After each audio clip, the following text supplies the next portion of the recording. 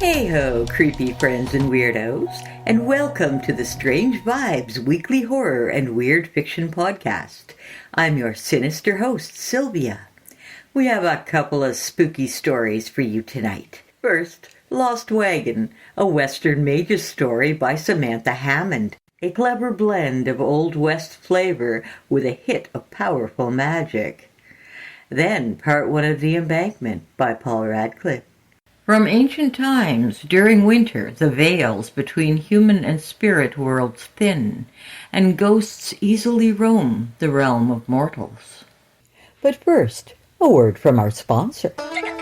If you're a fan of creature feature horror comedy, heads up! Squirrels 2 Revenge of the Rodents is set for release October 30th, 2026. Pre-order now at a special low price. Lost Wagon, a Western Mage's story by Samantha Hammond.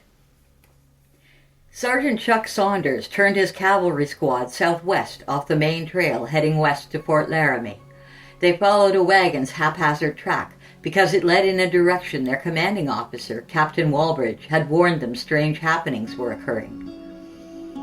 Only a few miles passed beneath the hooves of the horses before they came upon grass eaten short by cattle. Too far south, Springer said as they halted to observe the signs left by the wagon and its inhabitants. Are they lost? There's nothing that way. Marino shifted in his saddle, dark eyes searching the horizon as he twirled one side of his mustache with a finger. Something ain't right. They didn't start a fire. Sure wish Utah was here. Granger's voice was full of sarcasm. Lieutenant Lobel couldn't spare him. Our best defense against... Saunders interrupted calmly, although he shared the unease of his men. The lieutenant was dealing with a threat. These are greenhorns. They got lost. It ain't the first time. The wagon's tracks wandered first north, then south and west, meandering aimlessly beneath the blazing sun of western Nebraska. When they topped a rise, Saunders headed toward the furthest part of the trail he could see, shortening the distance to the source. A deep silence grew among the troopers as they rode. It highlighted the squeaks of the saddles and the clinking of the horses' bits, unnatural sounds that seemed to carry farther from the distance than they should. They spotted the wagon far distant on the prairie. The squad maintained their speed and gained steadily on the lumbering oxen that pulled the conveyance. As they approached to shouting distance, the wagon lurched forward, gaining speed. Saunders urged Champ from the disciplined trot into a canter as he circled wide to approach the wagon from the front. The oxen lumbered into a run, gaining speed. No human voices were raised in concern or praise as the wagon lurched and bounced through the bunch grasses of the prairie. Saunders put his heels to Champ. The oxen were charging faster than he'd ever seen them run. A dog barked and raced alongside the wagon. Saunders motioned for the troopers to fan out. The maneuver had been drilled into horses and men alike. Marino, the best horseman of the squad, took the furthest position, which required him to race his horse in the widest arc. The oxen moved away from the cavalry horses, gradually at first, and then turning more tightly until they came to a halt among the thick grass that grew near a handful of cottonwood trees. The horses and troopers halted with them. The scent of horse sweat, mixed with the smell of leather, produced a sharp tang that tickled Saunders' nose. His breath came in gasps as he struggled to control the sneeze. Achoo! He kept his attention focused on the wagon.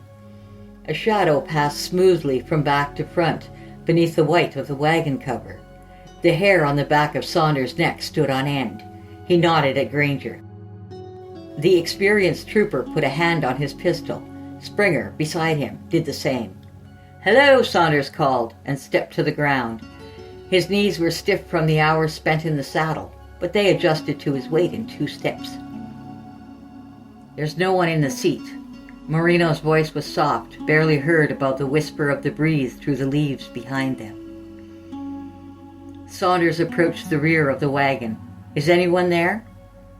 The dog barked and stalked towards him with stiff legs. It looked like an Indian cur with reddish fur and sharp ears. The hair on its neck stood tall. Saunders spoke to the animal. "Fella, I ain't here to hurt no one. Is someone in there?" The dog didn't relax. "Marino, I don't want to hurt this critter. Will you put a rope on him?" A rope sailed forth with a slight whistle to settle around the dog's neck. "Got him, Sarge." The rope tightened as Marino dragged the choking, snarling animal out of the sergeant's path to the wagon. The wagon swayed. "Hello?" Saunders stood still as he spoke. "United States Army. You made a wrong turn. We're here to provide assistance back to the trail." His hand drifted toward his pistol.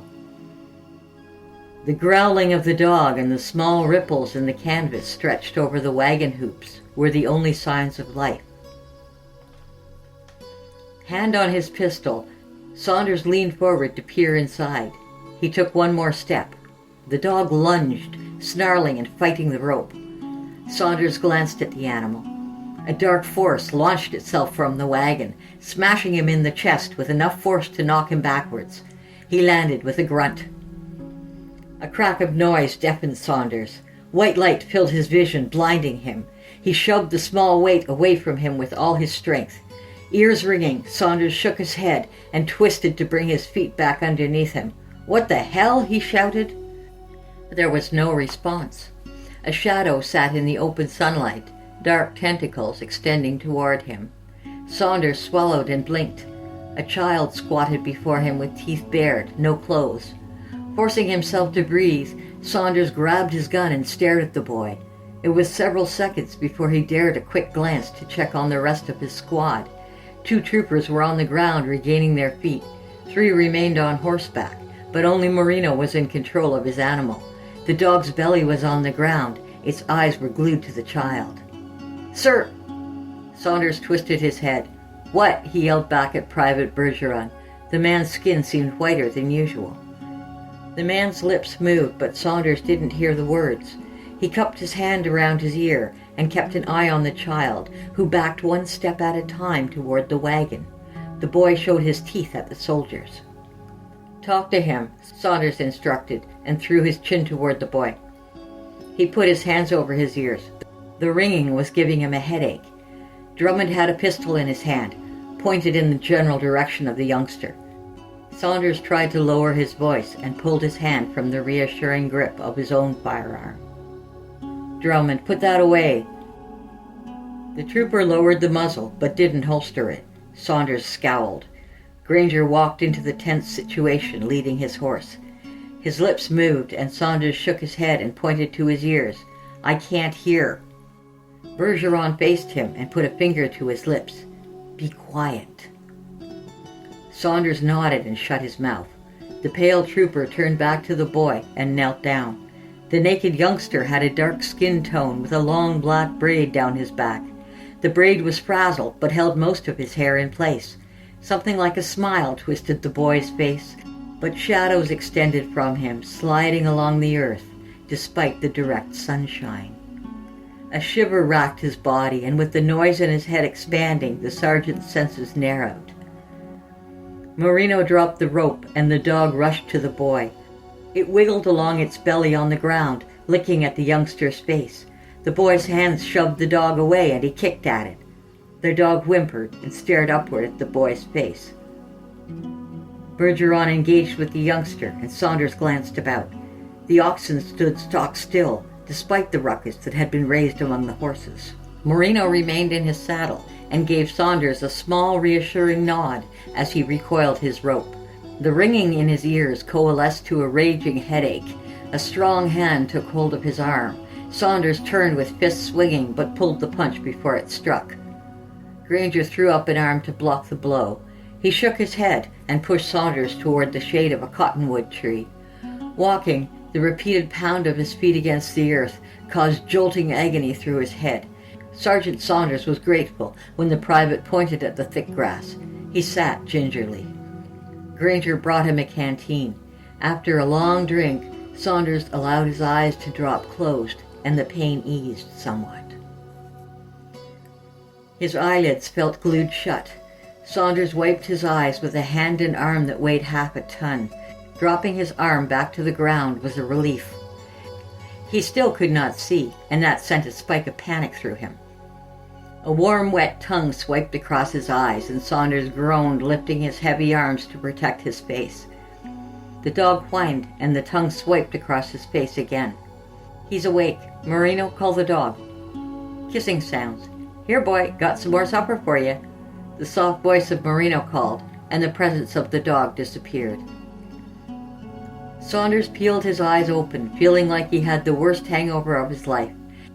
His head pounded from the inside out, and the stabbing pain grew worse with the last shafts of sunshine piercing through the trunks of the cottonwood trees. He groaned. "Sergeant," Springer sighed in relief. "Don't try to move." "What happened?" Saunders whispered. "You were struck by a bolt of lightning out of a clear blue sky. Not a cloud in sight. It must have been magic." Springer thrust a canteen into his hand, just like what we saw with Utah and the Sveltvar. Saunders hesitated, then took another long drink. It eased the pain in his head. "The boy?" "Yeah, looks to be an Injun kid. Don't know yet why he's in a settler's wagon. He hasn't spoken."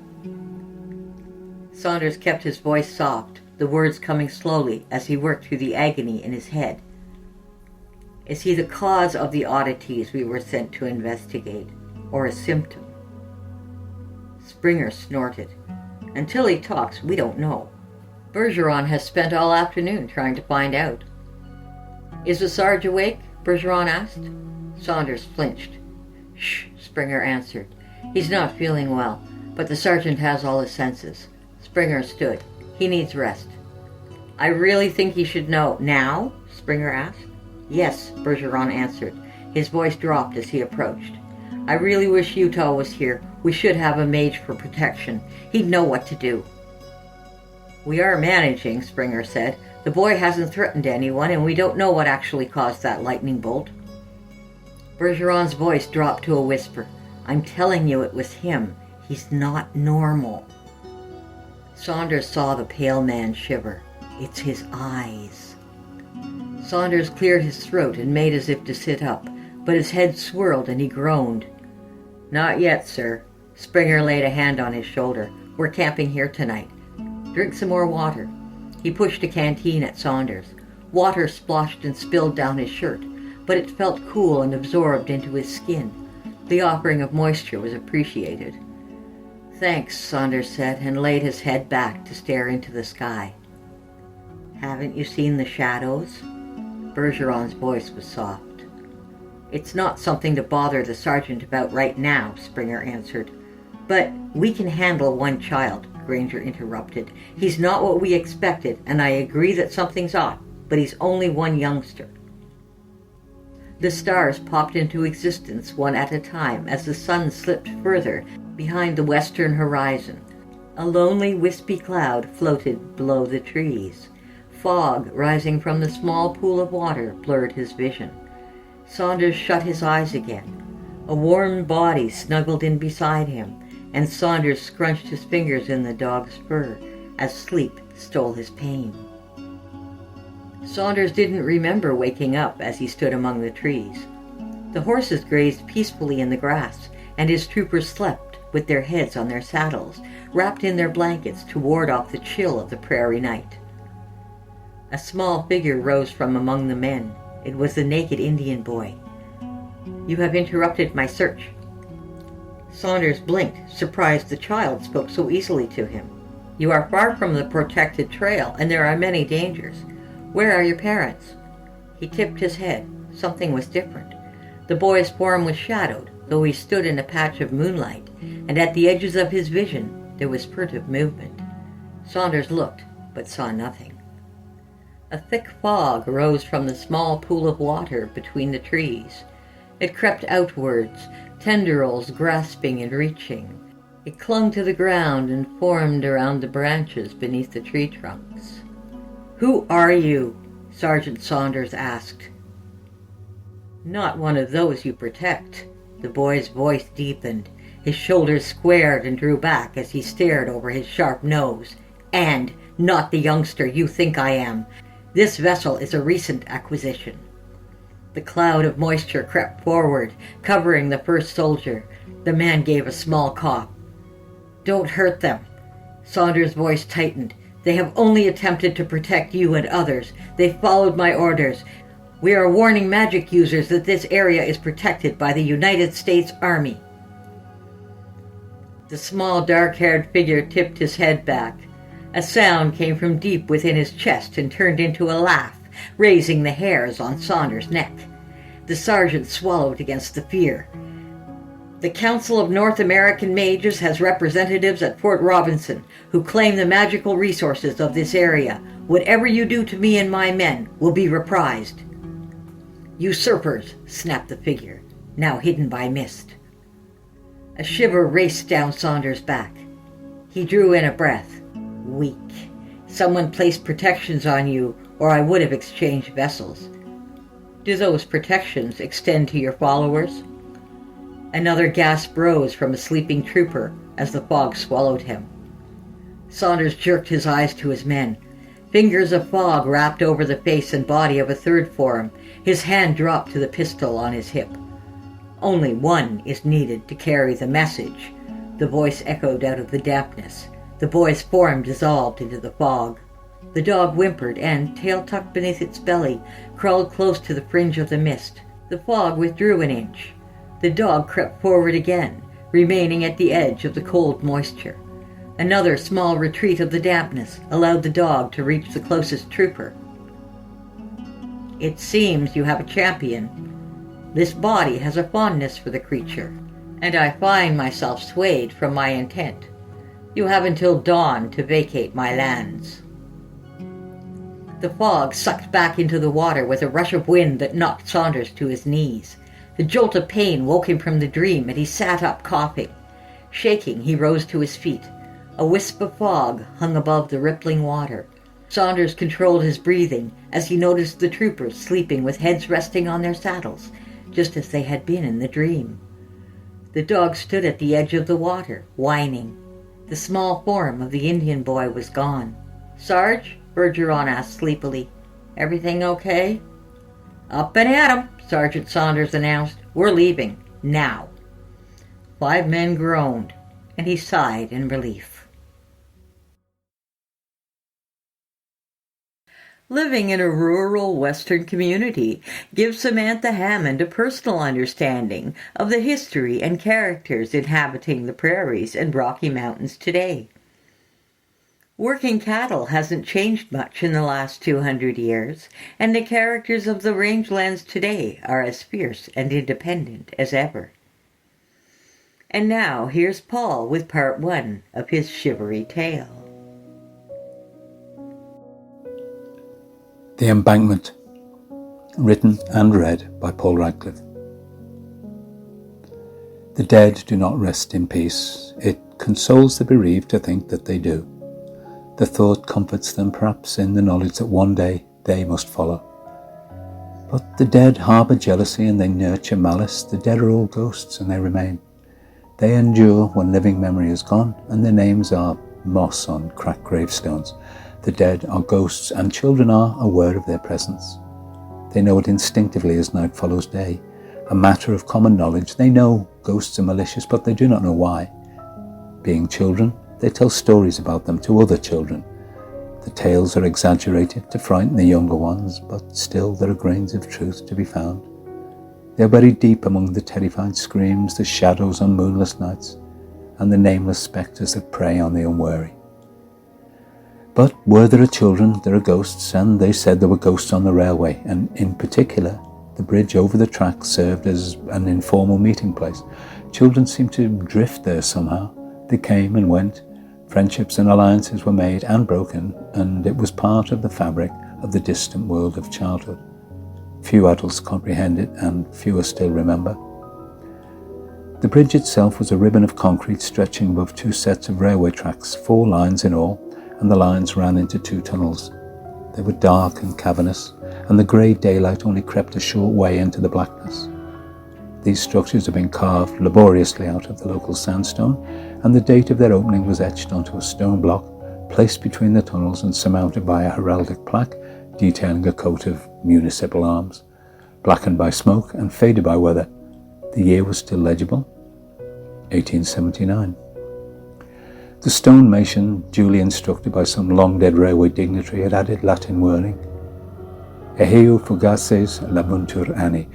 It seemed and sounded ominous, and the English translation had been added below for the ignorant. Alas, the fleeting years slipped by. The children thought ghosts were to be found in the tunnels, and the rails below the bridge seemed far away. They were familiar with the railway landmarks and dangers, real and imagined. Their parents had forbidden them to go there, but as with most parental warnings, this merely increased the attraction, and at times the younger children would be so frightened by the stories that they would run home amid the growing shadows beneath the streetlights. There was a long row of terraced red brick houses running parallel with the railway, and at the rear of these houses was a long alley. This backed onto a rotting creosote fence daubed by coils of barbed wire, brittle with age. Roughly halfway down the alley there was a gap, now paved over. Once a house had stood there.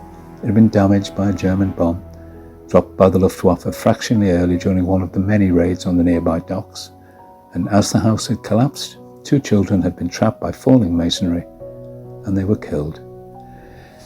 It was a grim time, but it had been one more tragedy in a time of widespread loss, and what remained of the house had been demolished for safety. The dead children were buried on a day when evening fell early and the paths turned to frozen mud. The parents, grief-stricken, had moved away and never returned. The local children knew the gap, but not the history. But the children did know where the gaps in the fence were. They could not climb over, though some had tried, but they did not need to. The wooden stakes had rotted and crumbled as the rain-swept years had passed by, and the children could crawl or push through the resultant spaces and scrape their way towards the embankment. These were an untended and overgrown wilderness, strewn with broken glass and household detritus in bursting black plastic bags. Some years before, it had been the practice of the railway company to tidy the grassed slopes, which stopped abruptly where brick walls rose from the side of the tracks. At regular intervals, arched openings had been cut into the walls. They had been intended to shelter workers from oncoming trains, but were rarely used now.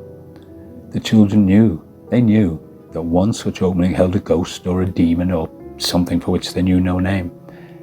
If the unsuspecting leaned against a certain row of bricks, the rear wall would shimmer into nothingness and the victim would be drawn back, unable to scream, into whatever nameless horror lay on the other side. But in the days when the workers had tidied the embankments, metal ladders were fixed to the walls. This enabled them to go back and forth from track to embankment and thus, at least in the eyes of the company, go about their work with greater efficiency.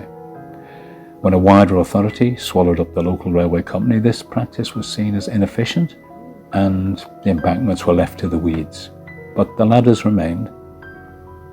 The older children would use them to scramble down to the gravel trackside, and once there, they would gingerly step towards the tunnel mouths. They would try to frighten each other, as children do. They screamed that a train was coming. They would all be killed. A few miles away, in a forlorn and neglected cemetery, names faded on headstones, snow began to swirl, in a wind that bit the bone and came from several directions at once, and there were few visitors, and those that were there hurried away, mindful of the approaching dark. In that neglected place no birds sang. Christmas was 2 weeks away, the sky was grey, and the children could almost have reached up and touched it. It was late afternoon, the children were on the embankment, which frost had made slippery, and few trains had gone by. One of the older boys had made his careful way to the top of the ladder, where the rungs were freezing to the touch, and the passage of time had loosened the bolts. It rattled as he made his way down, the sound magnified by the cold air. At the bottom, he called out to the other children, still on the embankment. He was mocking and encouraging. More than anything, children want to belong, so one by one, they made their way down the ladder. 4 of them now stood by the tracks. Their breath was forming wisps of mist that rose and drifted and lost in the evening air. They were telling ghost stories, what they remembered of them. Stories about the tunnels, the dark spaces that loomed in front of them. A railwayman had been killed there, they said, buried in a roof full, suffocated by wood and stone and soil filling his mouth. He couldn't be rescued, said the children, but his hands still reached out desperately in the darkness. All the children knew this. On certain nights, if you listened, his desperate cries still echoed in the dank darkness of the tunnel, but more frightening by far was the tragic spirit of Jimmy. Jimmy had passed into local legend, a soldier from the local regiment. He had been part of a pals battalion raised from the men of the town, as was the practice until far too late. It was realised that the loss was too great to the tightly knit communities. When Jimmy had been sent to France, struck in the face by a white-hot shell fragment, it had taken away his jaw, most of his tongue and teeth. The disfigurement was cruel and all-encompassing, and his speech was left guttural and barely comprehensible. Finally, after months of hospital, he was granted leave. He arrived home, and his children, seeing him, were terrified. His wife couldn't bear to be near him, and so, the mythology ran, few of the local people blamed her. His appearance and speech were from nightmares. A few sad weeks were passed alone in a grim boarding house, and one winter morning, early frost, and the moon clouded, Jimmy made his way to the embankment, down to the tracks, using the same ladder as the children. And very quietly and gently he had laid down with his head on the rails and waited for the early train, silent tears rolling down his face. The children knew him as Jimmy, though no one knew where the name had come from. His name could not be found, but unlike the others on the memorial, he had returned. But now the children were by the tracks. They were close to the tunnels. 4 of the older children daring each other. Small dares, childish dares. Step on the rail, step off the rail. Jimmy's coming, look, look. Some of the children scraped together meagre snowballs. The flurries were beginning to settle against the rails. Dusk was near. Throw that stone, throw it in the tunnel. I dare you, I dare you.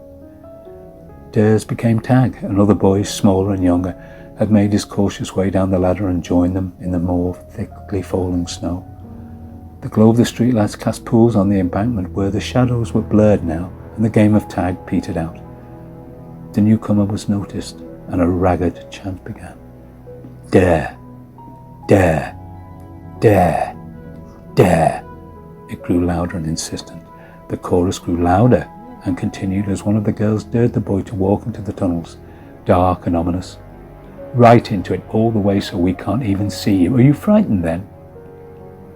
Is Jimmy in there? The mockery was an incentive, and the boy knew it would get worse if he hesitated. So he took a few steps forward.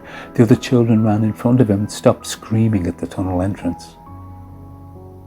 Screaming as if confronted by ghouls, they jeered the boy, and he kept walking forward.